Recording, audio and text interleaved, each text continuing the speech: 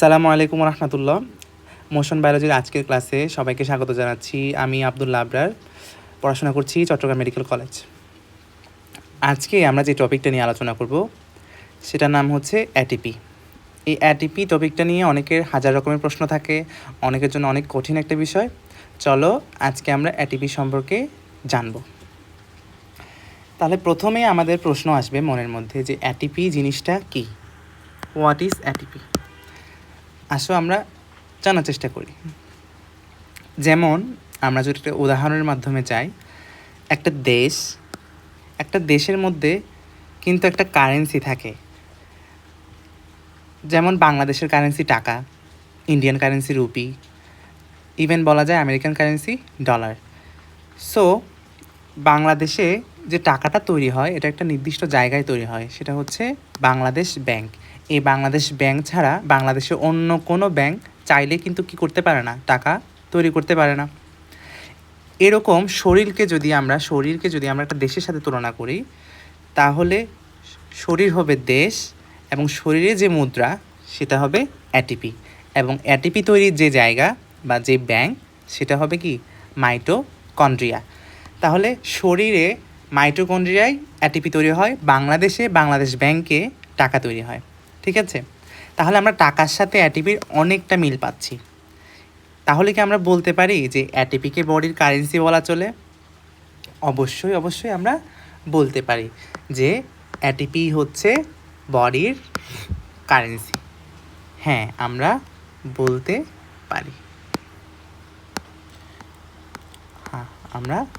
পারি। অ্যাটিপি বডির কারেন্সি। এখন বাংলাদেশের কারেন্সির সাথে এটা একটু তুলনা করে দেখব আমরা। চলো, বাংলাদেশে কয়েক রকমের টাকার নোট আছে। অনেকে ছোট থেকে শুরু করলে 1 টাকা, 2 টাকা, 5 টাকা। তো আমরা কয়েকটা নোটের উদাহরণ দিয়েছি এখানে: 20 টাকা, 50 টাকা, 100 টাকা, 200 টাকা, 300 টাকা। আবার তুমি 200 টাকা কিন্তু এভাবে ভেঙে লিখতে পারো যে 200 টাকা মানে হচ্ছে 2টা 100 টাকার নোট, 300 টাকা মানে হচ্ছে 3টা 100 টাকার নোট। এভাবে লেখা যায়। এখন বডির মধ্যে যে কারেন্সি আছে ওটার মধ্যে এরকম কোনো কিছু আছে কিনা আমরা দেখি। যেমন বডির মধ্যে আমরা পাবো AMP, ADP, ATP, FADH2, NADH2। অ্যাটিপিকে যদি আমরা 100 টাকার একটা নোটের সাথে তুলনা করি, অ্যাটিপি যদি একটা 100 টাকার নোটের সাথে তুলনা করি, তাহলে FADH2 হবে 2টা অ্যাটিপির সমান, তার মানে 200 টাকার সমান। আবার NADH2কে যদি আমি এভাবে লিখতে চাই, তাহলে NADH2 হবে 3টা অ্যাটিপির শক্তির সমান। তার মানে 300 টাকায় যে পরিমাণ তুমি জিনিস কিনতে পারবা, 3টা 100 টাকা দিয়ে সেম পরিমাণ তুমি জিনিস কিনতে পারবা। ঠিক সেম NADH2তে তুমি যে পরিমাণ শক্তি পাবা, 3টা এটিপি একসাথে মিলাই তুমি ওই পরিমাণ শক্তি পাবা। তাহলে এখান থেকে আমরা বুঝতে পারছি যে অ্যাটিপি থেকে আমরা যে পরিমাণ শক্তি পাবো, FADH2তে তার চেয়ে বেশি আমরা শক্তি পাবো, দ্বিগুণ পাবো, এবং NADH2তে কত পাবো, তার 3 গুণ পাবো। এবং এডিপি এবং এএমপিতে অ্যাটিপির তুলনায় কম পাবো, এএমপিতে পাবো এডিপির তুলনায় কম। আচ্ছা, এখন টাকা তো তৈরি হয় তোমার কাগজ থেকে, তাই না? কাগজের সাথে বিভিন্ন কিছু মিলিয়ে টাকাটা তৈরি করা হয়। এখন অ্যাটিপিটা কীভাবে তৈরি হয়? এটিপি আমরা বুঝলাম যে এটা বডির টাকা, বডির কারেন্সি। যেমন তোমার দৈনন্দিন জীবনে কোনো কিছু কিনতে, খেতে, তোমার লাইফ লিড করতে তোমার অলওয়েজ টাকার প্রয়োজন হয়। ঠিক তেমনি বডির মধ্যে যে হাজার মেকানিজম, হাজার বিক্রিয়া হয়, সেগুলো সব কিছুর জন্য শক্তির প্রয়োজন হয়। এই শক্তির যোগান দেয় কি? এই অ্যাটিপি, FADH2, NADH2 এরা। এখন টাকা তো তৈরি হয় গাছ থেকে কাগজ তৈরি হয়, কাগজ থেকে টাকা তৈরি হয়।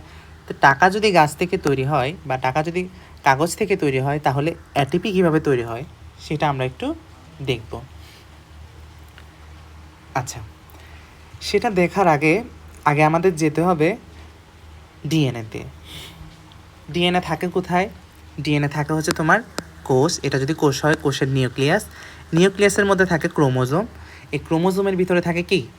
DNA, deoxyribo nucleic acid.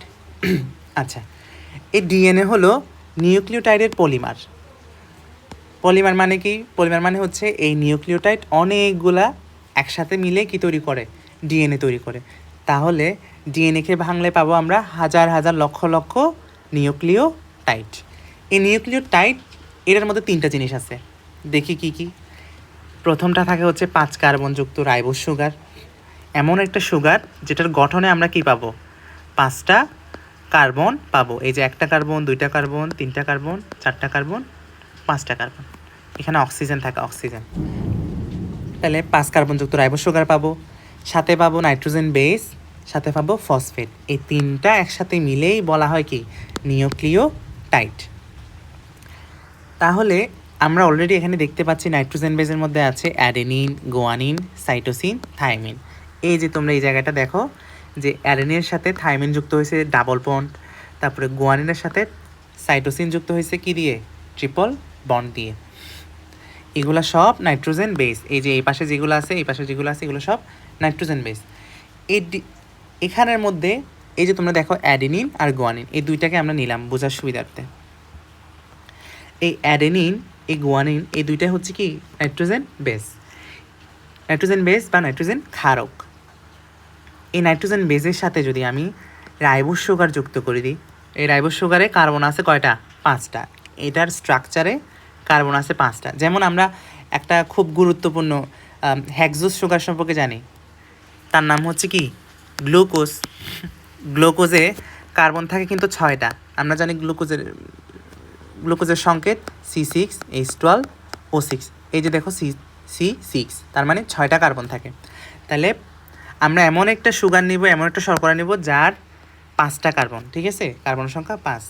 এই কার্বন সংখ্যা 5টার সাথে যদি আমি নাইট্রোজেন বেস অ্যাডেনিন যুক্ত করি, এটার নাম তখন আর অ্যাডেনিন থাকে না, হয়ে যায় অ্যাডিনোসিন।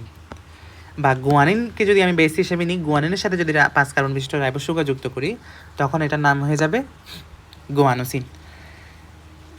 তাহলে এই অ্যাডেনিন, গুয়ানিন এগুলোর সাথে যদি আমি পরে একটা ফসফেট যুক্ত করি, তখন হয়ে যায় অ্যাডিনোসিন মনোফসফেট।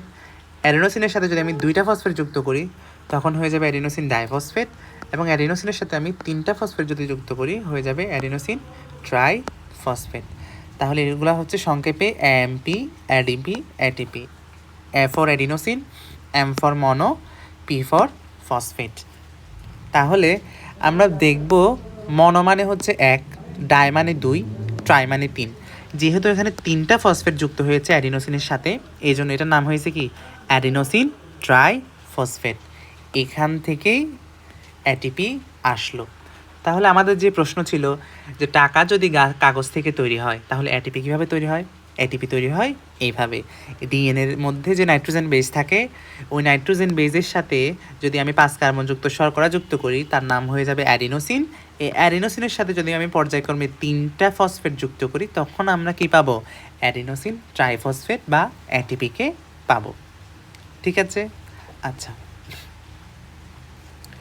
এখন এই ATP থেকে যদি আমরা বলি যে ATP বডির শরীরের টাকা বা মুদ্রা, বায়োলজিক্যাল কয়েন, এই ATPতে এনার্জিটা কোত্থেকে আসলো? এই যে বায়োলজিক্যাল এনার্জি কয়েন বলি আমরা, শক্তি মুদ্রা, এই শক্তি জিনিসটা ATPর মধ্যে কেমনে আসলো বা কোন জিনিসটা থেকে আমরা অ্যাকচুয়ালি শক্তিটা পাই, সেটা দেখার জন্য আমাদের কি করতে হবে?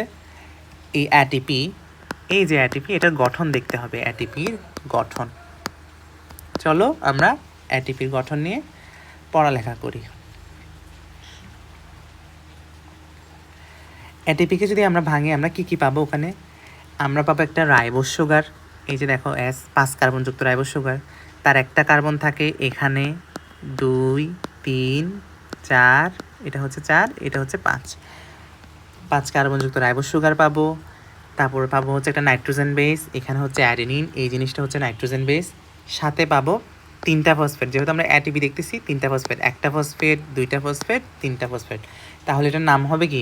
অ্যাডিনোসিন ট্রাইফসফেট বা ATP। আচ্ছা, ATP, তারপর অ্যাডিনোসিন ডাইফসফেটের আমরা যদি দেখি স্ট্রাকচারটা কেমন হবে, এই যে একটা 5 কার্বনযুক্ত শর্করা থাকবে, রাইবোজ সুগার, সাথে থাকবে অ্যাডেনিন যেটা 1 নাম্বার কার্বনে যুক্ত থাকবে, এবং 5 নাম্বার কার্বনে যুক্ত থাকবে 2টা ফসফেট, 1টা 2টা। এটার নাম তখন হবে এডিনোসিন ডাইফসফেট। আমরা আগেই বলছি মনো ডাই, এই যে ডাই মানে হচ্ছে দুই, আবার ডি মানে কিন্তু কি বাদ দেয়া, এটা আমরা সামনে দেখব। এই জিনিসটা ডি মানে হচ্ছে বাদ দেয়া আর ডাই মানে দুই। আচ্ছা, এখন আমরা শক্তিটা কোথায় পাবো, এটা হচ্ছে আমাদের মেন প্রশ্ন। তোমরা যদি এখানে তাকাও, এই যে একটা ফসফেট আর একটা ফসফেট একটা বন্ধনের মাধ্যমে যুক্ত হয়েছে না? অবশ্যই। তাহলে তিনটা ফসফেট কয়টা বন্ধনের মাধ্যমে যুক্ত হয়েছে? দুইটা, একটা দুইটা। এই যে 2 নাম্বার বন্ড যেটা আছে, এটা হচ্ছে 1 নাম্বার বন্ডের তুলনায় বেশি অস্থায়ী এবং উচ্চ শক্তির বন্ধন। মানে এই বন্ধন শক্তি যত, এই বন্ধনের বন্ধন শক্তি যত, তার চেয়ে এই বন্ধনের বন্ধন শক্তি কি একটু বেশি, এবং এটা অস্থায়ী, এটা সহজেই ভেঙে যেতে পারে। আচ্ছা, সহজে ভেঙে যেতে পারে। ভেঙে গেলে কি হয়, এই বন্ডটা যদি ভেঙে যায়, এখান থেকে এই যে 7.3 কিলো ক্যালোরি কি উৎপন্ন হয়, শক্তি উৎপন্ন হয় যখন এই বন্ধটা ছিন্ন হয়ে যায়। অবশ্যই এরা একটা শক্তি দিয়ে একে অপরকে ধরে রাখছে, যখন আমি তাদের শক্তিটা ভেঙে দিব, বন্ধনটা ভেঙে দিলে কি হবে, শক্তিটা বের হয়ে যাবে। তো শক্তি বের হবে, শক্তিটার পরিমাণ কত, এই 7.3 কিলো ক্যালোরি বা 30.55 কিলো জুল। আচ্ছা, ভেঙে গেল, শক্তি বের হয়ে গেল। এই শক্তিটা দিয়ে আমি কি করব, সে যদি গাছ হয় তাহলে সে করবে সালোক সংশ্লেষণ, শ্বসন এবং খনিজ লবণ শোষণ। এই শক্তি কাজে লাগে, সে শারীরবৃত্তীয় কাজগুলো করবে। মানুষ হলে কি করবে, মানুষ শ্বসনে কাজে লাগাবে শক্তিটা, মানুষ রেচনে কাজে লাগাবে, মানুষ পরিপাকে কাজে লাগাবে, মানুষ জননে কাজে লাগাবে। এই প্রক্রিয়াগুলো এই শক্তির মাধ্যমে সম্পন্ন হবে, কারণ তোমার অঙ্গ চালনা, হাত সঞ্চালনা সব কিছুতে কী লাগবে, শক্তি লাগবে। এই শক্তির উৎস হচ্ছে কি, এই বন্ধনীগুলা। এবং একটা বন্ধন ভেঙে গেলে 7.3 কিলো ক্যালোরি শক্তি উৎপন্ন হয়।